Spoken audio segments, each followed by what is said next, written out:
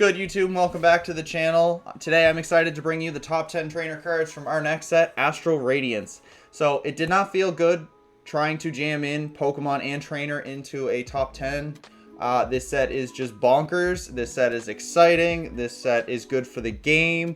It is a very, very powerful set. And so I opted to divide them into trainers. And then in another video, we will cover the Pokemon. With that said, let's take a look. So Astral Radiance has 180 new cards. There are 20 new trainer cards. Very, very good trainer cards, I might ask. They're bringing very powerful, healthy additions to the game. And I think as we go on, Astral Radiance will make its impact known. Similar to sets maybe like Guardians Rising. I'm not going to say Unbroken Bonds because that wasn't as healthy as it should have been, but mostly Guardians Rising is the first one that comes to mind. It is a combination of Time Gazer, Space Juggler, and Battle Region. Japan's previous sets kind of just mashed together to make our big set. Again, it was rough leaving some cards off because there's a lot of good ones in this set. There's a couple duds, but, you know, had to narrow it down to 10. And with that said, let's take a look at some of the ones that didn't make the cut. Feather Ball. Search your deck for a Pokemon with no retreat cost, reveal it, put it into your hand. Niche card, few Pokemon will like it, not enough free retreaters. Interesting enough. Next up, Hisuian Heavy Ball. Look at your face down prizes, reveal a basic Pokemon you find there, shuffle this into your prizes, and put the basic Pokemon into your hand. If you don't find a basic, you gotta discard this card. Cool, one or two of to get your one or two ofs. Not quite in the top 10 because it's that good, but again, could be useful. And Grant, this one hurt. During this turn, your fighting Pokemon do 30 more damage to your opponent's active. During your turn, if this card's in your discard pile, discard 2 cards, excluding Grant. And if you do, put this card from your discard pile into your hand. Very, very good. The fighting restriction hurts it. Being able to grab it when you need it from the discard pile, awesome. Can't wait to play fighting decks with this card now because an extra 30 damage is always good, but too type specific, so it didn't make the list today. And jumping in, number 10, Canceling Cologne. So Canceling Cologne reads, until the end of this turn, your opponent's active and Pokemon that come into the active this turn have no abilities. So there are many, many targets. You can think wall breaking, you can think annoying abilities, anything like that. First one that comes to mind, most annoying one that comes to mind, Manaphy.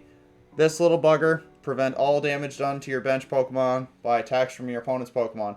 If you like spread decks, if you like snipe decks, if you like anything, throw 1 or 2 copies of Canceling Clone in your deck, and we are going to kill that Manaphy every time. So long, sayonara, you take out the Manaphy in the active, and you keep chugging along.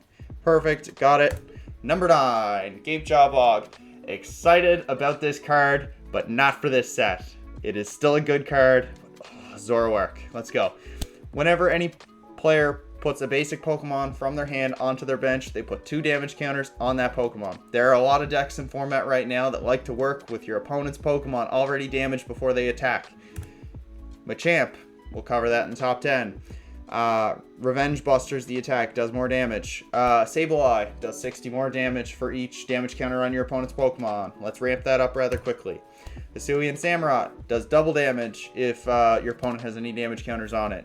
Jolteon, 100 to the active, 100 to the bench if there's any damage counters on the bench Pokemon. These are just some of the Pokemon that like to work with damaged Pokemon. There are plenty of other strategies. We are not going to focus on the entire card pool today, but if you'd like to see more, just shoot me a comment down below. Next up, number 8, Temple of Sinnoh. All special energy attached to Pokemon, both yours and your opponent's, only provide colorless and have no effects. This is perfect. Very strong special energy in the game right about now, but the 3 I want to focus on, Single Strike Energy, Rapid Strike Energy, and Fusion Strike Energy. Immediately, we are going to shut their effects off, shut them off, and make them just colorless energy. My favorite one I'm going to be shutting off will be Fusion Strike Energy because I like to do chip damage. I like to hit with ability damage, and that pesky Fusion Strike Energy shuts it off. So getting to work around this on your turn and not just as a defensive stadium like some is terrific. So you can play this for effect on your turn, pass it over to your opponent. If they don't bump it, they now have to either search to bump it or attach an additional energy in order to declare an attack. I love this card. Pick up a couple of them, put them in the binder. You never know when they see more play. Super effective glasses. Do you like toolbox decks? I sure do. When the Pokemon this card is attached to does damage to your opponent's active, that damage is affected by weakness. The weakness is ×3 rather than ×2. Oh snap, here we go. So now 100 becomes 300 if you're hitting for weakness. 110, 330, 90, 270. Nuts. Now there are a lot of Pokemon that didn't quite hit the numbers, will now hit the numbers. And it encourages you to play into the weakness element. Zoroark toolboxes, rejoice. You have the tool you've been missing. This is yours, 4 ofs, and then just pick the utility attackers you want to work with. If the matchup is Mew and you need Dark, or if it's Metal and you need Fire, and so on and so forth, perfect. Ludicolo, this is the silly one. So you grab a bunch of basic Pokemon, 60 hit points. They might do 10 damage for a colorless energy, different types. Ludicolo bumps it up to 110. Super effective glasses, if they're hitting for weakness, bumps you up to 330. You take out just about anything off of maybe binder bulk Pokemon now. So you get your Ludicolos, you get your super effective glasses, you know, you're rolling. There's a lot of binder bulk Pokemon you can consider as utility attackers if you're playing any Ludicolo. The Wormadam deck I figured was worth mentioning from Brilliant Stars. Pair it with the Zoroark, pair it with the tools, you know, now you're hitting relevant numbers. The deck should see, you know, a bit of a resurgence in Astral Radiance, which is always fun. And then, of course, Kecleon, the one that my brain drew to. So can you use Grant by attaching a fighting energy to it? It can turn into any type if you attach a basic energy to it. 90 times 3 is 270. And then there's stuff like Grant. Currently we have Zigzagoon. We have other stuff. We have Hawlucha. We have a lot of stuff to really get Kecleon over the line. I'm a fan for it. This card is awesome. Gimmicky as hell, absolutely, but it'll be a good time, and be sure to keep an eye out for a video down the line around this card. And then, of course, Irida. So we were just talking about Ludicolo. This is a card that you might want to consider in Ludicolo decks. So search your deck for a water Pokemon, and search your deck for an item card. Reveal them and put them into your hand. Previous instance, you want to grab a Ludicolo, you want to grab a rare candy, Irida's got your back. That little Lotad, no problem. But here are some other Pokemon I was considering. We got your Inteleon. So, a supporter, search for a water Pokemon, grab your Inteleon, grab an item card. Inteleon can grab you 2 more items. So your supporter is grabbing you 3 items from the deck. Awesome. That is really, really good. Or, you can grab your one-of supporter, or one-of Pokemon, and put it into your hand. You can grab your Echoing Horns. You can play Cross Switcher. You're not worried about bosses much. Still grab Pokemon. Still grab Inteleon. Yeah, and so we're just going to jump on Gutsy Pickaxe. So Gutsy Pickaxe, reveal the top card of your deck. If it's a fighting energy, one of your bench Pokemon. If it's not a fighting energy, put it into your hand. Jumping the gun there. Best way to do this, take a fighting energy from your hand, Primate Wisdom to the top of your deck, attach it with Gutsy Pickaxe, puts a few decks over the line. Energy acceleration is awesome. Some decks just need a little bit more juice. Lucario from Brilliant Stars is the one that comes to my mind, but there are plenty of others, you know, in the card pool at the moment that will really, really love to see this card. We have Rotom Foam, not as good. Gutsy Pickaxe just kind of interacts with it, so you can top load, you know, that kind of thing. And Switching Cups is just a Rangaroo as an item card, so when we lose a Rangaroo, we'll have Switching Cups. Dark Patch. So this is Metal Saucer for those of you who are newer, or Aqua Patch if you started around when I did. Attach a Dark Energy from your discard pile to one of your bench Dark Pokemon. It is not a new card, but I have never played with it in Standard, so to me it is a new card and it is worth including here. Some Pokemon to include because Dark is awesome. People are scared of Mew. Another way to kick Mew to the ground with Dark Patch. Let's go. We've got Sableye, which we've already spoken about. We've got Samurott, which is one of the contenders from this set. Darkrai, a fan favorite, you know, mixed bag of results, but we'll see. Moltres, Attach, Ability, Dark Patch. We're swinging for 190. Scary, scary stuff. Umbreon can kind of serve more of it. That's its own deck, you know, Ability, Boss. Umbreon is just a great card. Might get more play this set. And Malamar. There's a couple other cards in this set that Malamar will take advantage of, and Dark Patch is certainly one of them. So now you can kind of drop the Arceus package and go forward into Malamar and its disruption. And with that said, let's jump into number 3. Trekking Shoes. Gonna keep it short, gonna keep it simple. It is a retrained, kind of different version of Acrobike. So it thins your deck.